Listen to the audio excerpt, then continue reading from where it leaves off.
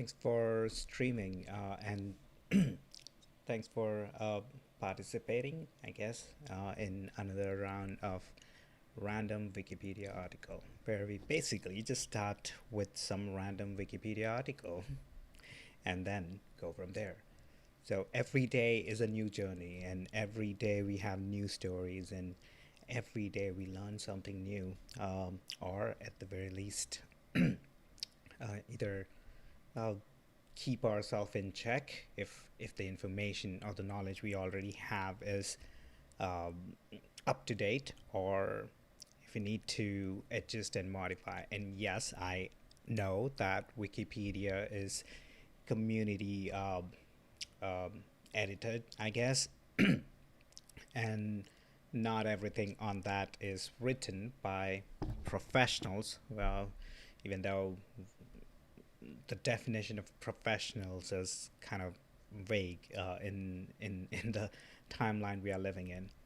But nevertheless, these people are doing really great job, and I want to shout out to all the Wikipedia team um, for creating this uh, vast database of knowledge, and um, trying their best to ensure that the information is as close to the reality. Um, let us just put that way. And I'm pretty sure like at least 20 to 30% of the information in every article or overall in on the Wikipedia is probably not accurate or not up to date or biased. And even if that's the case, it's still a wonderful idea to have a community formed um, um, media, so to speak, right? And um, that being said, we're gonna start with today's random article, and I make sure that yep. So the browser is working. That's perfect. And what are today's featured article? Why Marx was right. Uh, I don't think Marx was right. I mean, I think any ideology um, cannot be 100% implementable, I guess. Um, I think the reason why communism and capitalism fails is the same human error. The human corruption gonna corrupt any system. So the so there always gonna be this mess with every system that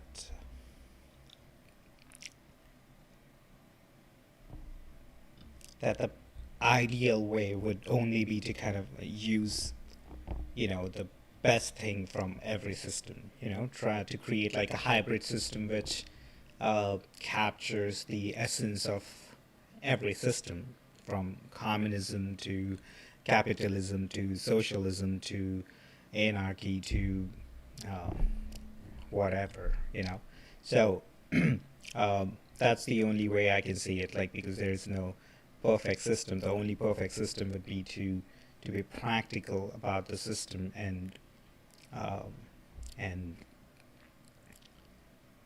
and help people to find their own path, to create their own path.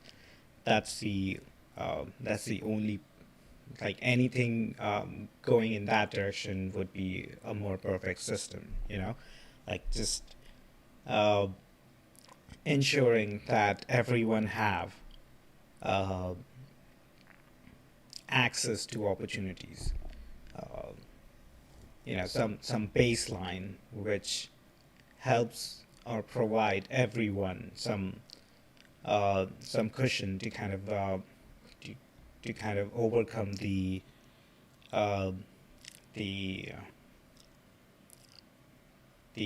randomness of life, and meaning people did not choose the place they were born in, or the family they were born in, or the timeline they were born in. So you are alive in this timeline that itself is random. You could have been alive in some other timeline, maybe 300-400 years back, or 300-400 years in the future, uh, or you could have been um, um, experiencing the life through any other life form. So even that is random. So uh, again, there are different concepts in different religions, I guess. Like, for example, in Hinduism, where they talk about karma, and depending on the actions and the inactions, and the um, how your how you lived your life in this life determines like your next life. And to be honest, nobody knows. Um, I mean, it seems poetic for sure. It seems poetic because that way, uh, your actions have consequences. You're not just committing um, uh, committing atrocities to others, because if you really believe that whatever actions you're going to take in this life will uh, will impact the afterlife or the next life, and different religions have different concepts. So the most the Abrahamic religions like Christianity and Islam. I'm not too sure about Islam, but Christianity definitely have like the heaven and the hell. I mean, Islam have that too, but surprisingly, if I'm not mistaken, Judaism doesn't have that. So it's it's fascinating how that sort of um, changed, if that's true. Um, um, and I I believe it's true that Judaism doesn't believe in afterlife, because I saw it on South Park. So if there is a misinformation, it's a South Park to be blamed. No, South Park is amazing, but the afterlife concept itself is up in the air. Like, nobody knows. So, um, uh, but Hinduism's idea is more practical in that sense. Like, you will try to keep yourself in check if you really, even if you don't care about, say, some sort of reward in this life. If you believe that if you do good to others, good thing will happen to you. That's the core. That's If that's your belief, then you will always be nicer, kinder, and good to other people. But if you don't believe in that, and if you observe that you could wrong someone and get away with it, because of the way society is structured, or because you could be like smarter than most of the people and know how to con them, or whatever may be the reason. But if you figure it out that you can wrong someone and um, accumulate success by today's measure, like money or fame or anything, uh, then even if the world doesn't know, you would know that you have wronged someone. So I think that line is what sort of determines your morality, right? And karma is supposed to be acting something on that. So if you cross the line of some sort of like karmic or cosmic morality, then in the next life you will be born as a different being, or even could be born with some sort of um, uh, disabilities, or any of that kind of thing. And that's that's not a good take, because that's why people could have this outlook that if uh, if because of whatever reason a group of people or a family or an individual is have committed crime, for example, right? Then then they can just um, blame them that it's because of their previous life or something like that, and or uh, but the point being, uh, the karmic system also create this discrimination within people, and people. Um, there you go. All right, my everyone needs sprinkles. All right. Okay. Okay. Yeah. She is pretty chatty, and she liked to be petted. All right. Anyways, so let's get into the. Okay. All right. Uh, she almost got slipped. All right. So I'm gonna switch back to the random article and let's start today's journey.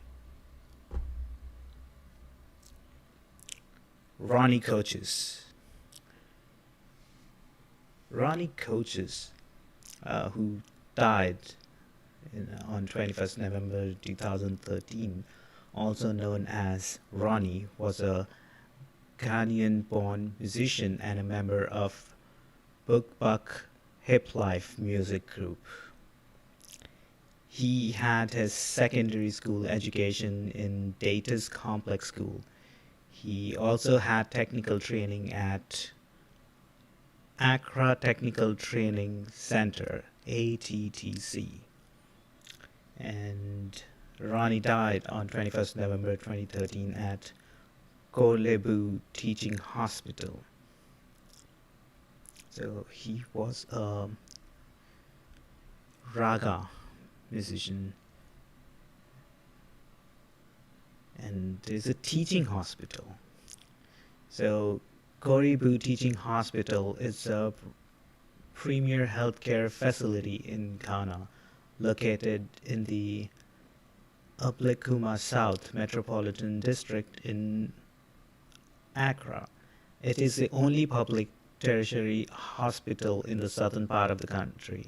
It is a teaching hospital affiliated with the Medical School of the University of the Ghana. Nice. I kind of like the sound of it. I mean, it's a. I'm assuming it's teaching hospital.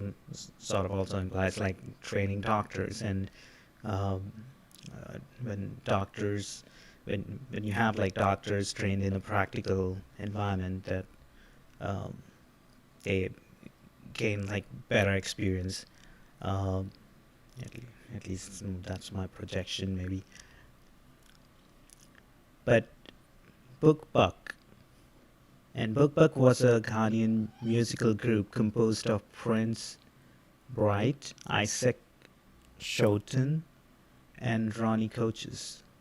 They rapped in Ga, Twi, and Pidgin, and were the first hip life group in the Ghana to be successful with Ka lyrics. Okay. And hip life is a Ghanaian musical style that fuses Ghanaian culture and hip hop. Recorded predominantly in the Ghanaian Akan language. Hip life is rapidly gaining popularity in the 2010s throughout West Africa and abroad, especially in the United Kingdom, United States, Canada, and Germany.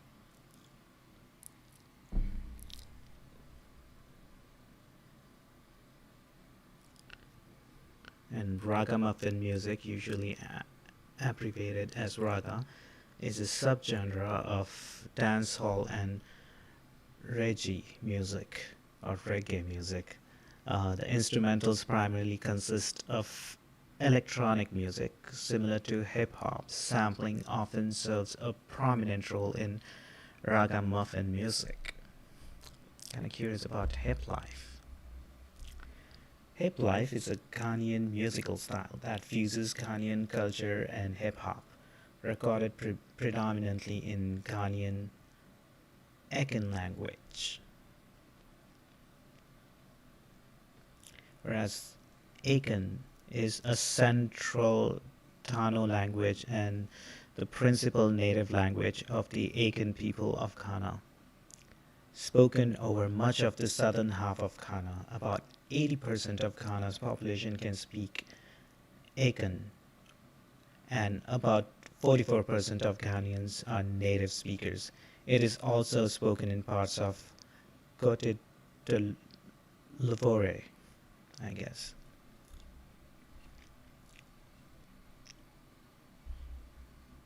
Musical style.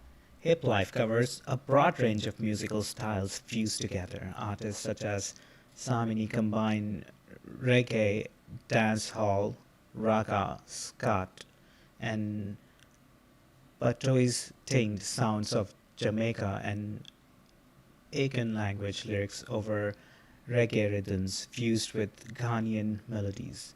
His music is branded by the general populace as hip life. Then there are artists such as KK Fosu, Ofori Ambonsa, and Richie who do not rap or DJ as such but sing with a heavy R&B influence. Verses, bridges, and chorus may be in Twi, but the structure and rhythm is typically based on American R&B. He and other similar artists fall into the category of contemporary high life.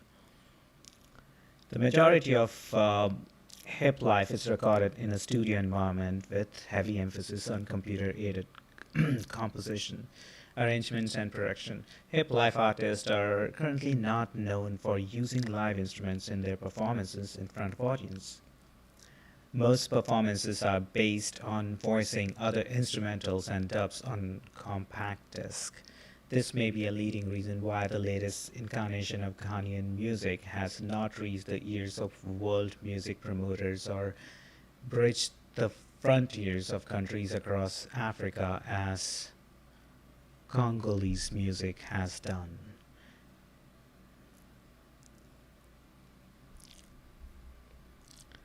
And Congolese music is one of the most influential music of the African continent since the 1930s. Congolese musicians had a huge impact on the African musical scene, and outside, many contemporary genre of music were created or heavily influenced by Congolese music. Good to know. But I'm kind of curious about the language.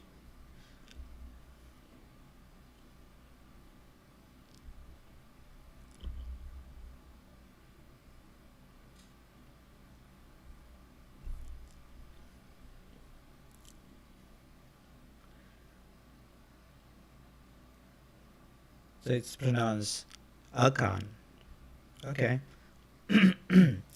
Akan is a central Tano language and the principal native language of the Akan people of Ghana, spoken over much of the southern half of Ghana.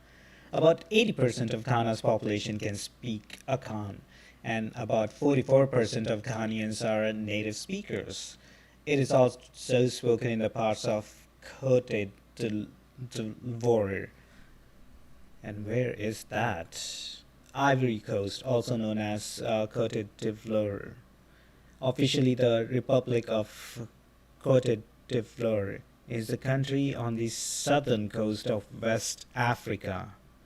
Its political capital is Yamoussoukro, in the center of the country, while its largest city and economic center is the port city of Abidjan. It borders Genua to the northwest. Did I said Guinea? Guinea. Guinea to the northwest. Okay. Four dialects have been developed as literary standard with distinct orthographies. Fan, Fante, Bono, Asante, and Akupem. So Fante, also known as Fanti, Fansi, or Mfanse, is one of the three principal members of the Akan dialect continuum, along with Asante and Akuapem, the latter to collectively known as Twi, with which it is mutually intelligible. Whereas Bono, also known as Abron, Brong, and Bono Twi, is a central Tano language common to the Bono people and a major dialect of the Akan dialect continuum, and thus mutually intelligible with the principal Akan dialects of Fante, Asante, and Akuapem. Asante, also known as Ashanti, Ashante, or Asante Twi, is one of the principal members of the Akan dialect continuum. It is one of the four mutually intelligible dialects of Akan which are collectively known as Twi, the others being Bono, Akupem, and Fante. Alright, so then obviously it's going to be very generic and very similar to the other three articles. So Akuapem, also known as Akuapim, Aquapem Twi, and Aquapi, is one of the principal members of the Akan dialect continuum, along with Bono and Asante, with which it collectively known as Twi, and Fante, with which it is mutually intelligible. There are 626,000 speakers of Akuapem. So all of these four dialects collectively known as Twi.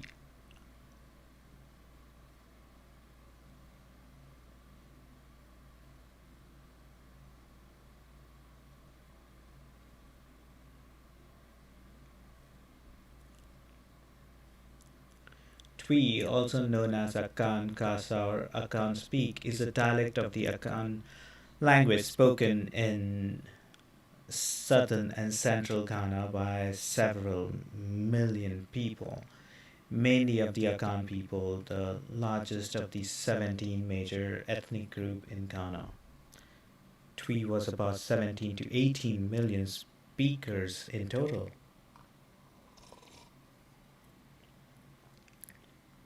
That's a good chunk of population.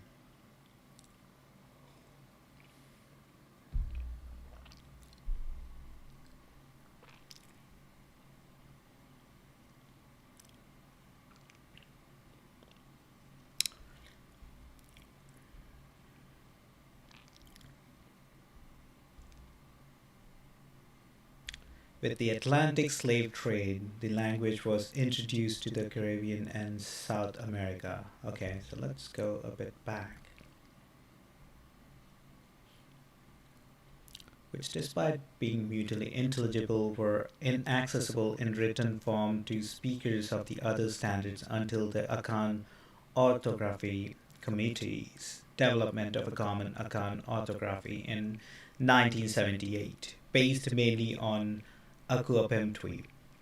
This unified orthography is used as a medium of instruction in primary school by speakers of several other central Tano languages such as Akiem, Anyi, Sevi, Fante, Ahanta, and the Guan languages.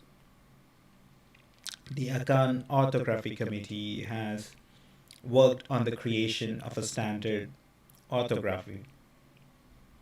With the Atlantic slave trade, which uh, was the Atlantic slave trade, transatlantic slave trade, or Euro American slave trade, involved the transportation by slave traders of various enslaved African people, mainly to the Americas. The slave trade regularly used the triangular trade route and its middle passage and existed from the 16th to maybe 17th or 18th century. All right, the language was introduced. This Akan language was introduced to the Caribbean and South America, notably in Suriname. And Suriname, or Suriname, officially known as the Republic of Suriname, is a country on the northeastern Atlantic coast of South America. It is bordered by the Atlantic Ocean to the north, French uh, Guiana, uh, Guyana to the east, Guyana to the west, and Brazil to the south. So, with the Atlantic slave trade, the language was introduced to the South America and are spoken by the Nidjuka, who are the Nidjuka people or Alkan people. Okanisi are one of six Maroon peoples in the Republic of Suriname and one of the Maroon peoples in French Guiana. The Alkan or Nidjuku speak the Nidjuka language. They are subdivided into the Opu, who live upstream of the. Okay.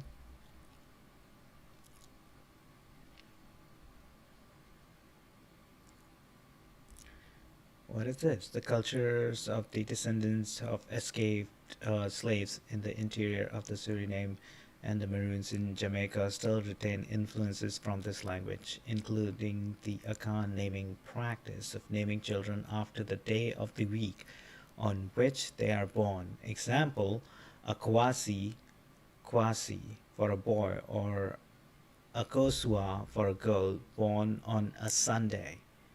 In Jamaica and Suriname, the Anasi spider stories are still well known. What is Anasi? Anasi is an Akan folktale character. He often takes the shape of a spider and is sometimes considered to be a god of all knowledge of stories, taking the role of trickster. He is also one of the most influential characters of West African, African American, and Caribbean folklore. Mm.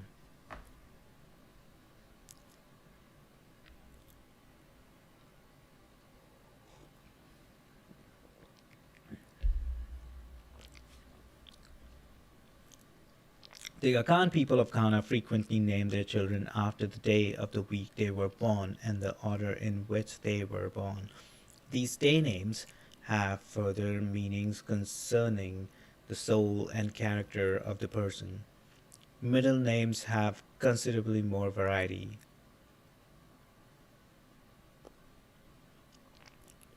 That's kind of interesting. I wanna check that out.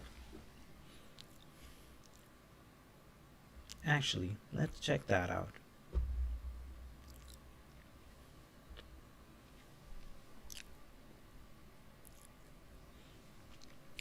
The Akan people of Ghana frequently name their children after the day of the week they were born and the order in which they were born.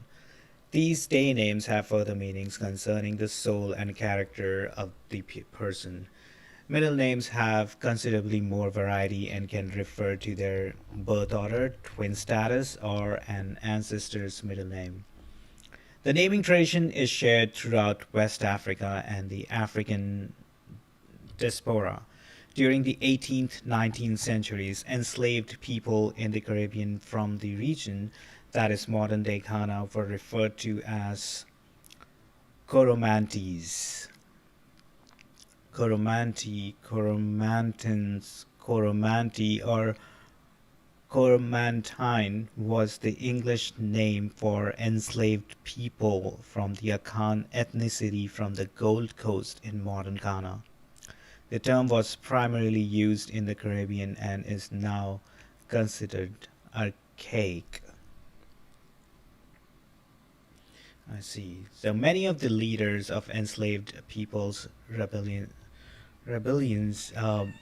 had day names, including Kofi, Kufi or Kofi, Kudjo or Kojo, Kwao or Kwao, and Kwamina or Kwamina.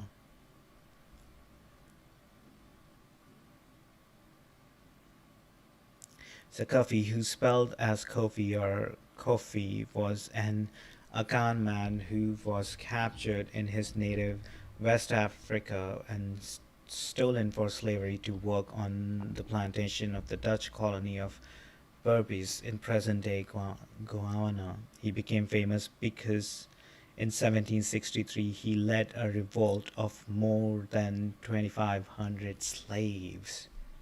Good job, Kofi. And Kufi, Cafe, or Kofi is a first name and surname recorded in African American culture, believed to be derived from the Akan language name Kofi, meaning born on a Friday. This was noted as one of the most common male names of West African origin, which was retained by some Americans. And Kucho, Kojo or Captain Kojo, sometimes spelled Kojo, corresponding to the Akan day name Kojo. Kojo or Wadwo was a Maroon leader in Jamaica during the time of Nanny of the Maroons. In Twi, Kucho or Kojo is the name given to a boy born on a Monday. Okay, so I believe that would be me.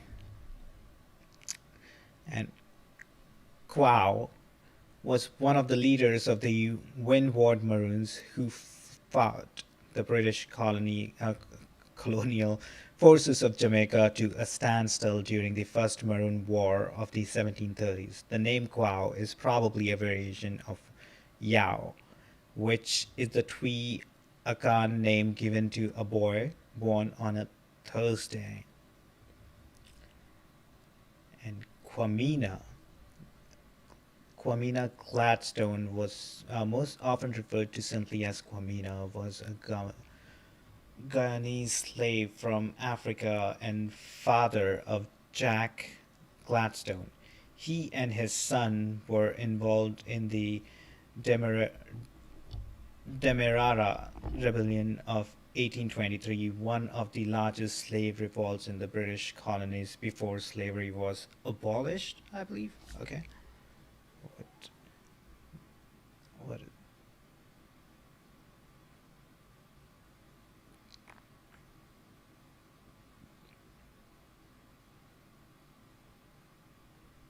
Okay.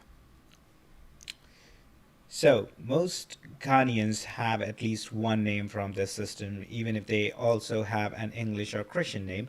Notably, figures with day names include Ghana's first president, Kwame Nkrumah, and former United Nations Secretary General Kofi Annan.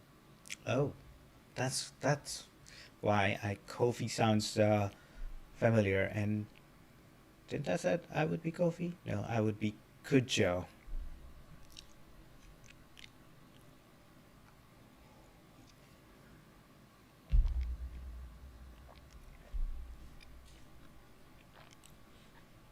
In the official orthography of the Twi language, the Ashanti versions of these names as spoken in Kumasi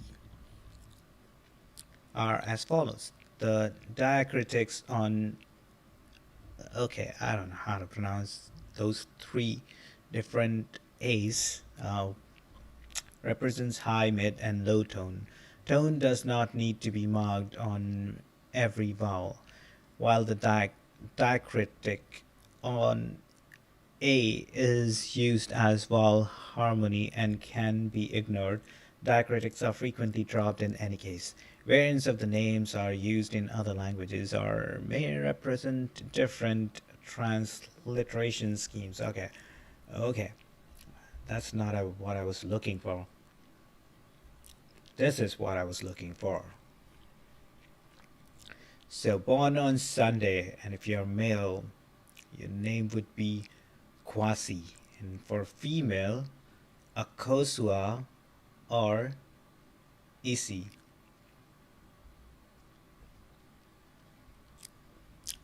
So, root is Asi, Association Universe.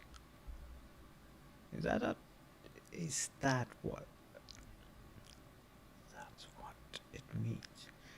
So Monday would be Quadbo. And for female, it would be Adwa. And Kajo is one of the variant, okay.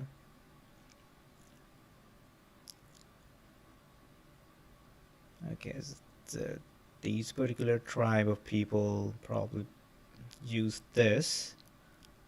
Apeni, Kotyo, Abuba. Root is Duo. And the Asok is peace.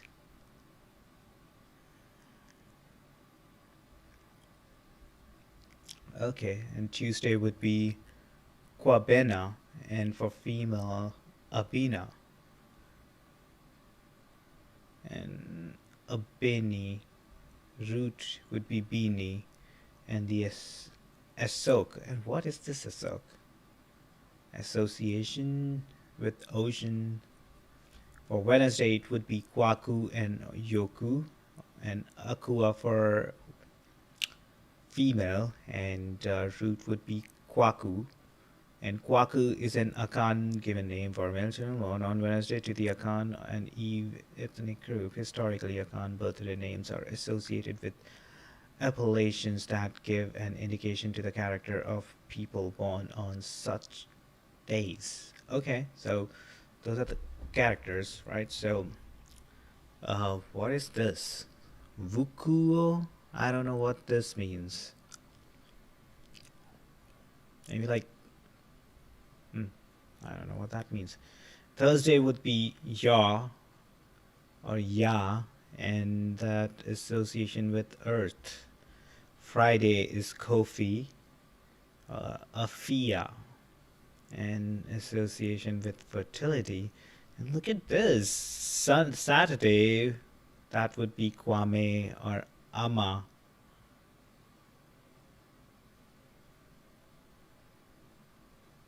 And the association is with the god.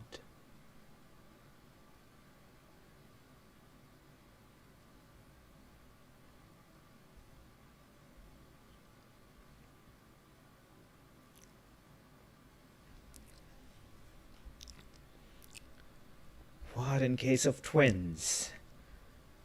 Alright, there are also special names for elder and younger twins. The second twin to be born is considered the elder as they were mature enough to help their sibling out first. Wait, what? The second twin to be born is considered the elder as they were mature enough to help their sibling out first. Oh, wow. That's good.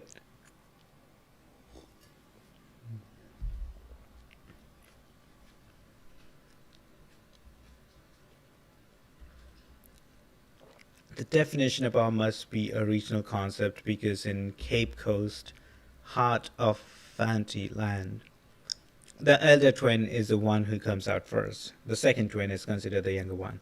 Therefore, the younger twin would be Kakra. The older twin would be Banyan. Yeah, this would make more sense that it's a regional concept, but it is kind of funny, right? Like a second twin to be born is considered the elder as they were mature enough to help their sibling out first. Hmm. The word banyan means older or elder. Kakra is short for kakraba, which means little or younger one. The definition and description below for the meaning of younger and elder are backwards or vice versa.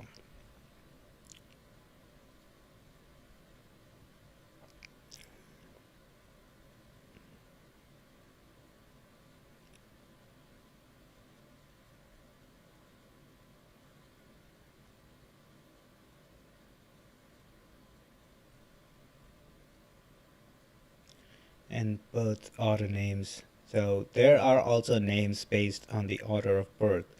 The order born after twins and the order born after remarriage. So firstborn, PC. Secondborn, male Manu and female Manu. Thirdborn, male Mansa and female Mansa. And wow, there are 14 born. And then last born. 14 born. There are also so birth order names. There are also names based on the order of birth. The order born after twins and the order born after remarriage.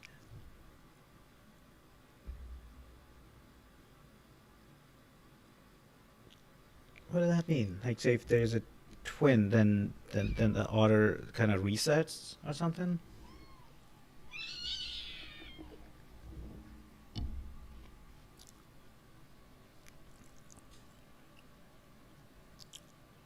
And special delivery. Children are also given names when delivered under special circumstances. Okay, on the field, on the road, in war, happy circumstances, one who loves, great one, after love, childlessness, after long childlessness, premature or sickly, forceful, after death of father. Father refuses responsibility. Whoa, okay. All right.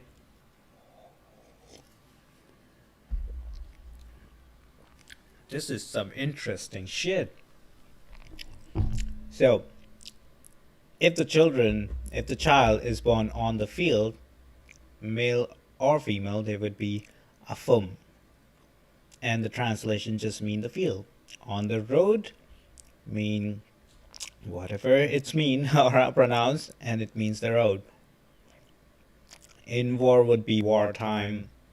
Happy circumstances would mean good year. Okay. One who loves means the special one from God, warrior. And the great one would be the great one from God.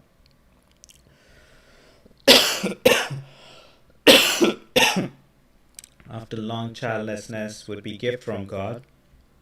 Premature or sickly would be what God has given, no man can take away. Okay. Forceful would be forcefulness. After death of father would mean it didn't meet him. And father refuses responsibility. Nobody wants. We don't want you. Wow. That's very rude. That's not cool. Okay, I gotta grab some water. I'll be back in a quick minute.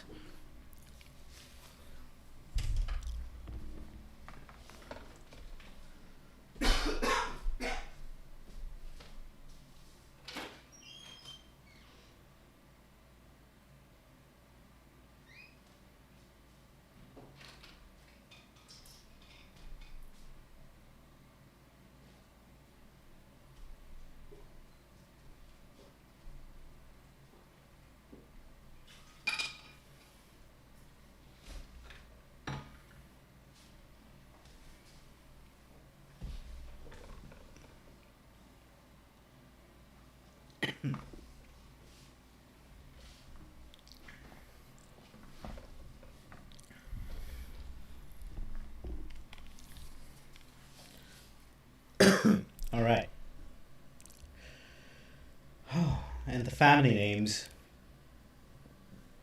So Ashanti people given names are concluded with a family name, preceded by a given name. The family name are always given after close relatives and sometimes friends. Since Ashanti names are always given by the men, if a couple receives a son as their firstborn baby, then the son is named after the father of the husband, and if the baby is a girl, then she will be named after the mother of the husband. Hmm. As a result, if a man is called Osei Kofi and his wife gives birth to a girl as their firstborn, the girl may be called Yadufi even if she was not born on Friday. The reason is that the mother of the husband, Osei Kofi, is called Yadufi. The Ashanti people all usually give these names so that the names of close relatives be maintained in the families to show the love for their families. In the olden days of Ashanti, it was a disgrace if an Ashanti man was not able to name any child after his father and or mother because that was the pride of every Ashanti household. Most of the ethnic Ashanti family surname given to boys could also be given to girls just by adding the letter A. Some Ashanti family names can be given to both boys and girls without changing or adding anything. However, there are other ethnic Ashanti family names that are exclusively male names, while others are exclusively female names.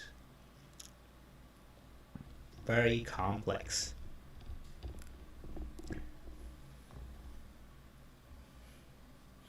As one would expect.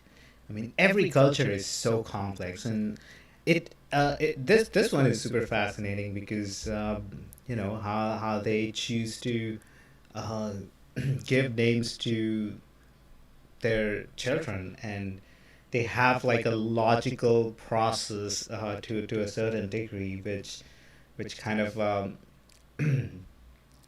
which make things simpler, but also pretty confusing uh, because there could be like children with, or there could be people with same name, a lot of people with same names. So that could be confusing.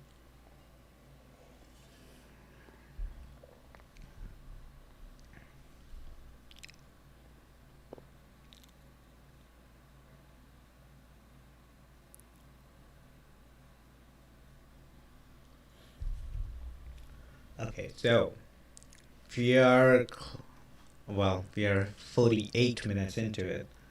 So what do I want to do? Let's pick one last topic and we can call it a day. So what do I wanna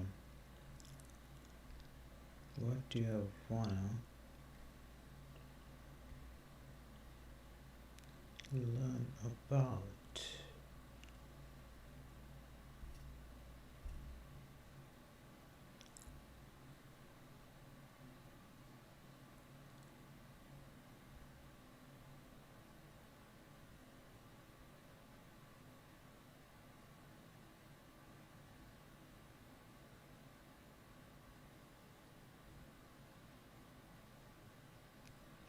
All right, so let's talk about African diaspora, which should be befitting because it's a Black History Month here in U.S. So what could be better than going through an article about the recent African origin of modern humans?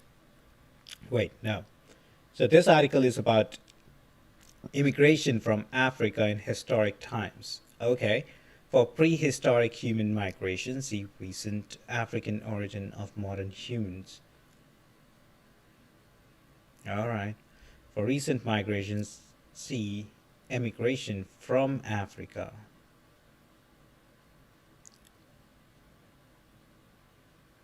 Oh,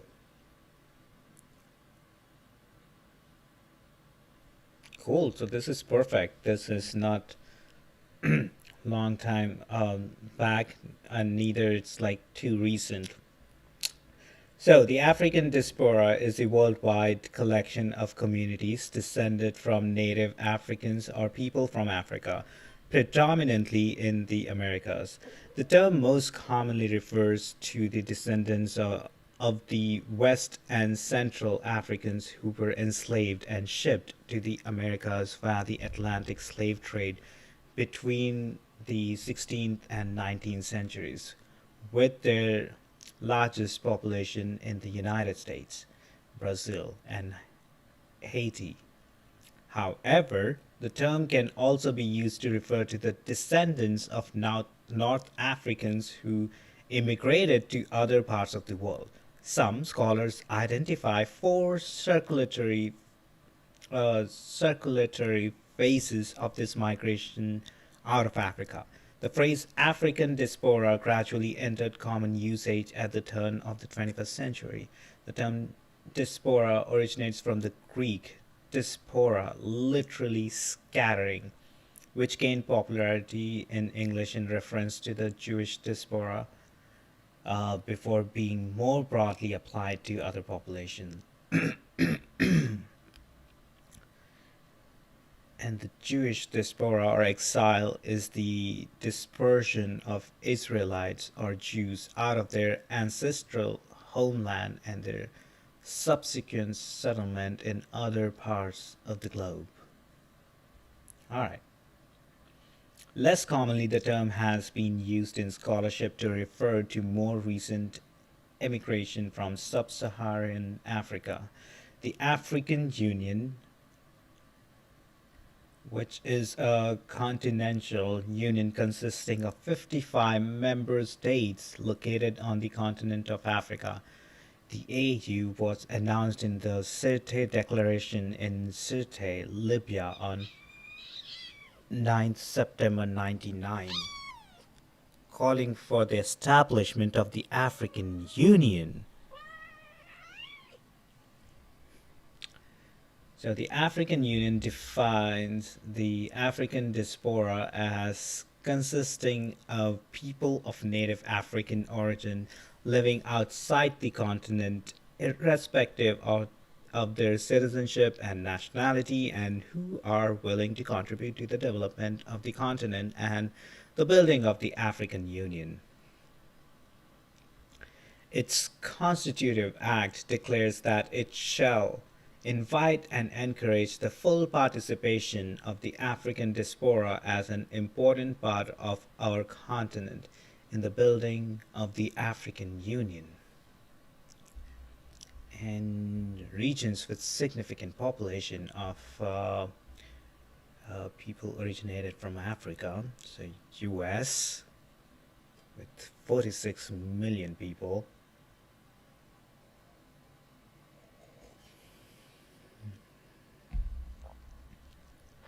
Brazil with 14 million, Haiti with 9 million, France with 3.3 to 5.5 million, Colombia with 4 million, Yemen with 3.5 million, Saudi have 3.3 million, Peru have almost 800,000 to 2.8 million, Jamaica 2.5, UK 1.9 million, Mexico 1.3, Canada 1.1, Spain is 1.1 million, and 79% being North African. Republic have 1.1 million, Italy have 1 million, Venezuela 1 million, Ecuador, Cuba, Germany all have almost 1 million.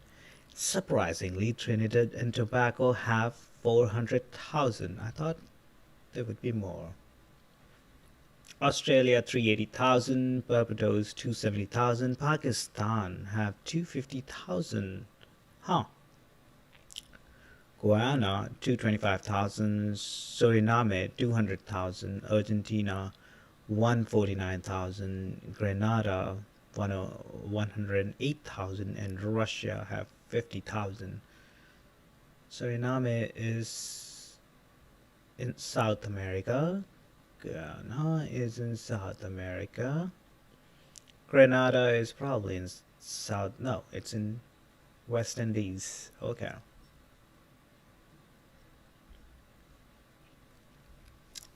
So, dispersal through slave trade. Much of the African diaspora became dispersed throughout the Americas, Europe, and Asia during the Atlantic, Trans Saharan, and Indian Ocean slave trades. Beginning in the 8th century, Arabs took African slaves from the central and eastern portion of the African continent, where they were known as the Zanj. Zanj was a name used by medieval Muslim geographers to refer to both a certain portion of Southeast Africa and to its Bantu inhabitants. The word is also the origin of the place names Zanzibar and the Sea of Suns.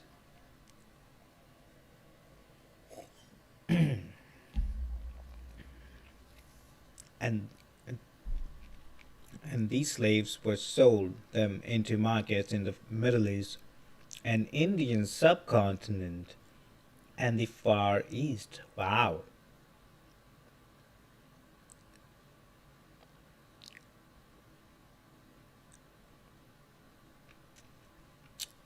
So beginning in 8th century, huh? Wow, that's like over 1,000 years back, like 1,200 years back. Beginning in the 15th century, Europeans captured or bought African slaves from West Africa and brought them to the Americas and to Europe. The Atlantic slave trade ended in the 19th century. The dispersal through slave trading represents the largest forced migration in human history.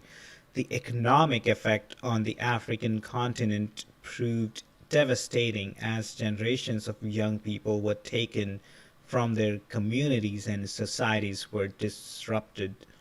Some communities formed by descendants of African slaves in the Americas, Europe, and Asia have survived to the present day. In other cases, native Africans intermarried with non native Africans and their descendants blended into the local population. In the Americas, the confluence of multiple ethnic groups from around the world contributed to multi ethnic societies. In Central and South America, most people are descendants from European, Amerindian, and African ancestry. The indigenous people of the Americas are the inhabitants of the Americas before the arrival of the European settlers in the 15th century and the ethnic groups who now identify themselves with those people. Okay. Amerindians. In Brazil, where in 1888 nearly half the population descended from African slaves.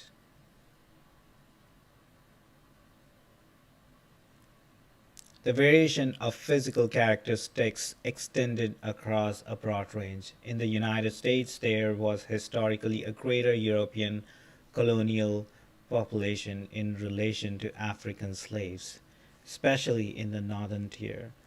There was considerably racial intermarriage in colonial Virginia and uh,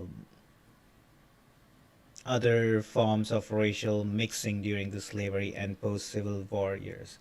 Jim Crow and anti miscegenation laws passed after the 1863 to 1877 Reconstruction era in the South is the late 19th century plus waves of vastly increased immigration from Europe in the 19th and 20th centuries maintained much distinction between racial groups.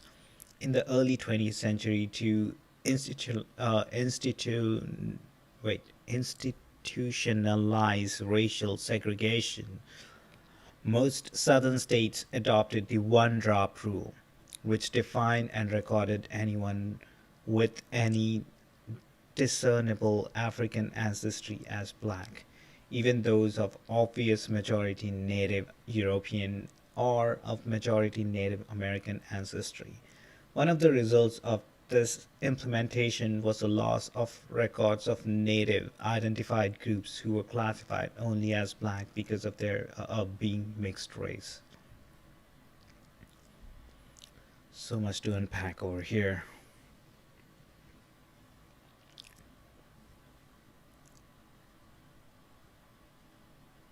The northern tier is the northernmost part of the contiguous United States along the border with Canada. It can be defined as the state that border Canada, but historians include all of New England in the northern tier, as well as states of the Pacific Northwest because of the common culture. The colony of Virginia, chartered in 1606 and settled in 1607, was the first enduring English colony in North America. Following failed proprietary attempts at settlement on Newfoundland by Sir Humphrey Gilbert in 1583 and the subsequent Father South Roanoke Island. All right.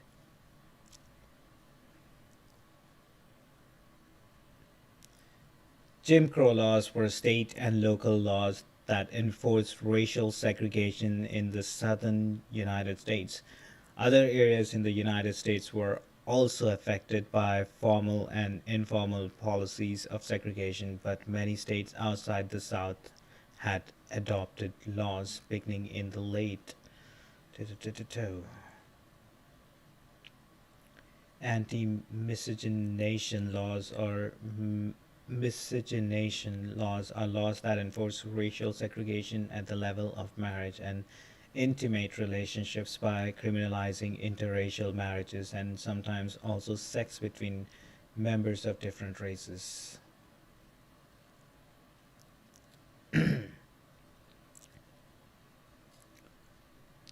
The one drop rule is a social and legal principle of racial classification that was prominent in the 20th century in the United States.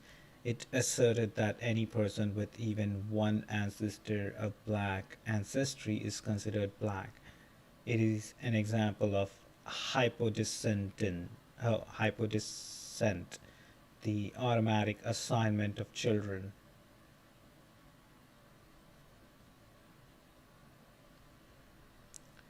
Dispersal through voluntary migration. All right.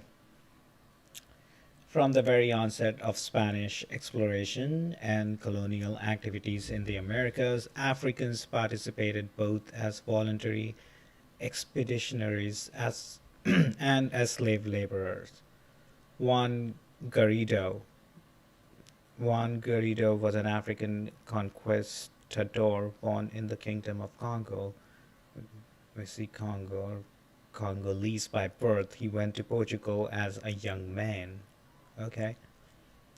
So he was such an African conquistador.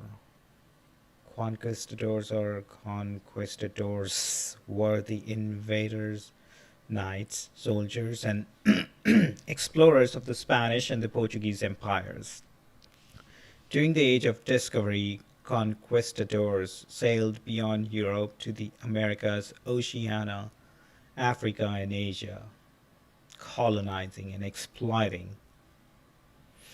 All right, so he crossed the Atlantic as a freedman in 1510s and participated in the siege of Tenochtitlan.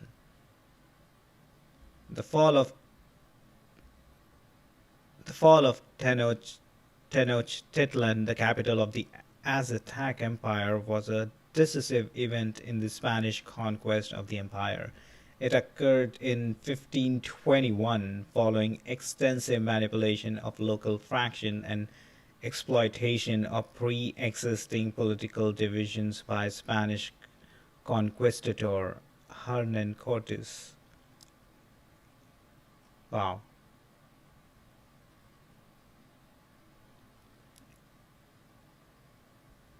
Africans had been present in Asia and Europe long before Columbus's travel. Beginning in the late 20th century, Africans began to immigrate to Europe or emigrate to Europe and the Americas in increasing numbers, constituting new African diaspora communities not directly connected with the slave trade. Oh, okay. Concepts and definition. The African Union defined the African diaspora as consisting of people of native African origin living outside the continent, irrespective of their citizenship and nationality, and who are willing to contribute to the development of the continent and the building of the African Union. Its Constitutive Act declares that it shall invite and encourage the full participation of the African diaspora as an important part of our continent in the building of the African Union. The AU considers the African diaspora as its sixth region. Okay.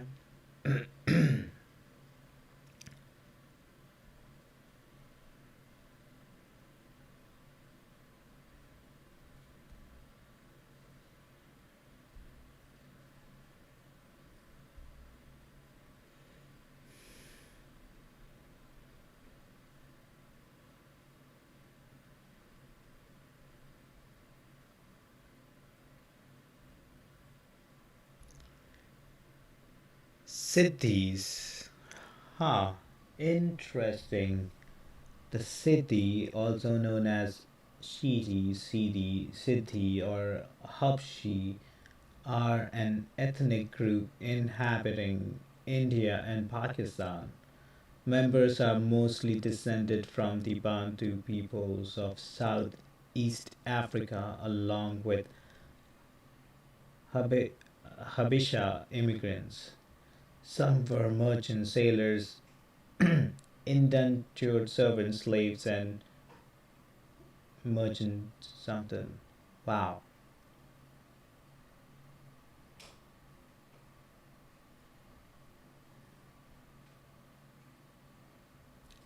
Also referred as Makarani in Pakistan. What does Makarani mean?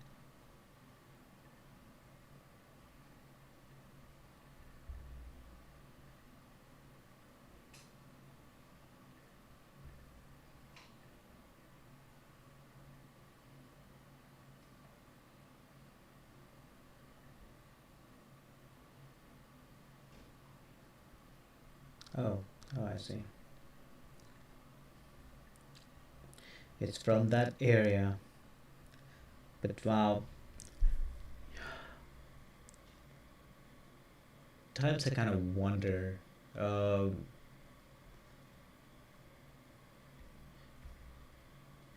you know,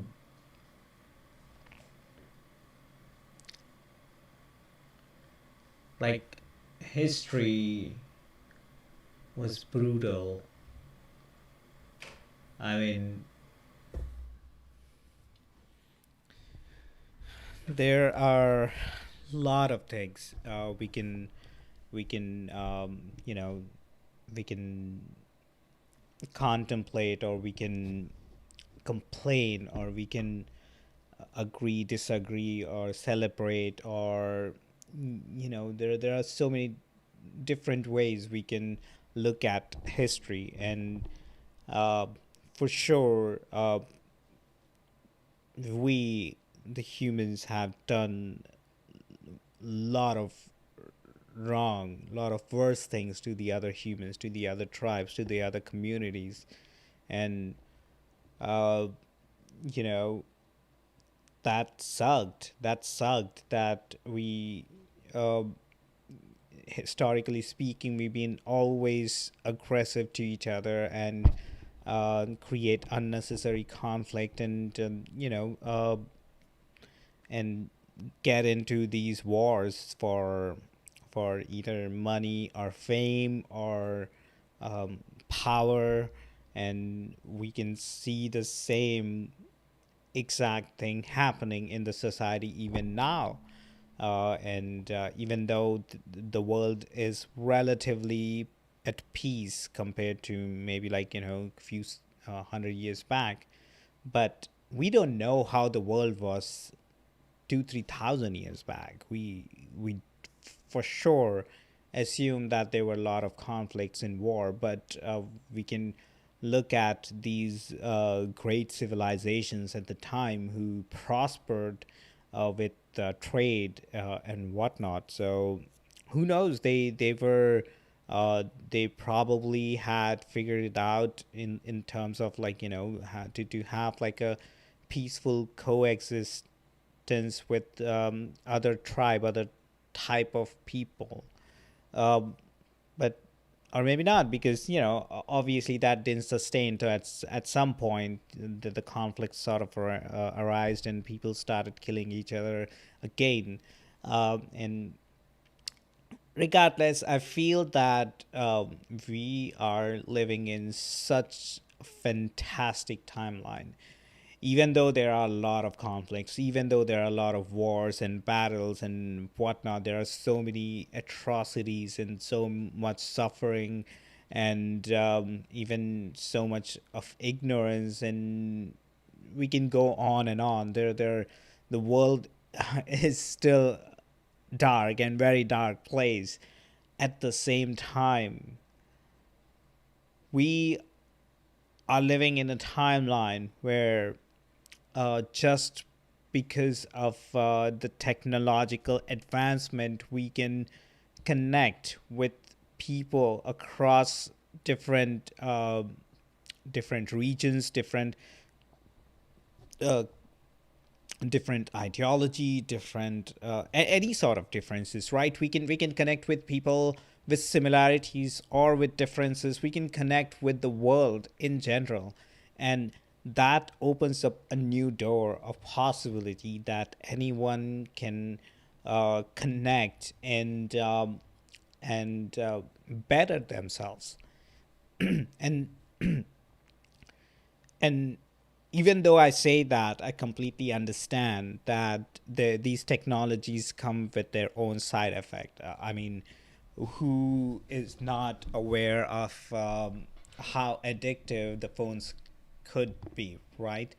Who's not aware of how social media and other even mainstream media such as the news corporations, they sort of collect our data and feed us a lot of fear to just comply with whatever bullshit or nonsense they just spew. And uh, that is part of technology, and there are a lot of other things to be concerned about when it comes down to technology, and I completely understand that. And even with that, and keeping that in mind, I still think that technology has empowered every one of us to to to actually do things, to not just uh, you know, uh,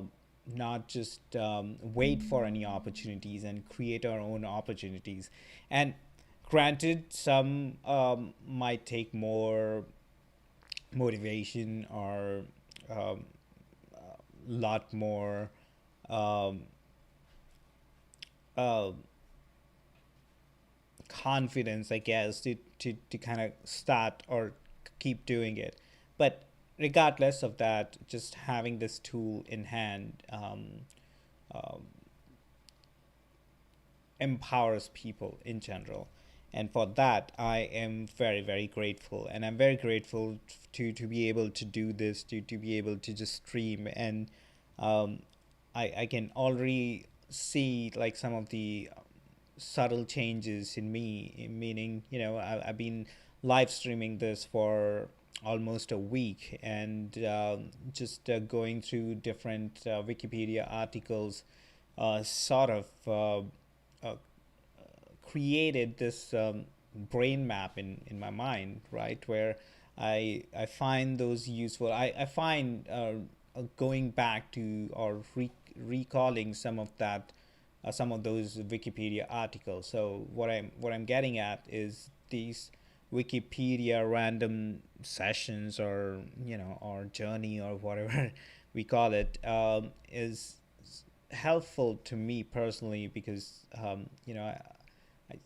I can connect different concepts and create this brain map in my mind, and can tie up these different concepts together. For example, the article about the names, the Akan people, how they name their children, is really fascinating. I never in my life I would have kind of imagined that some civilization does something like that. So just reading about something like that make me feel kind of connected to the beauty in the world. Uh, with that being said, it's super late right now, and I am sleepy, and I also have to work tomorrow morning. So, but we'll do this again, hopefully tomorrow. And until then,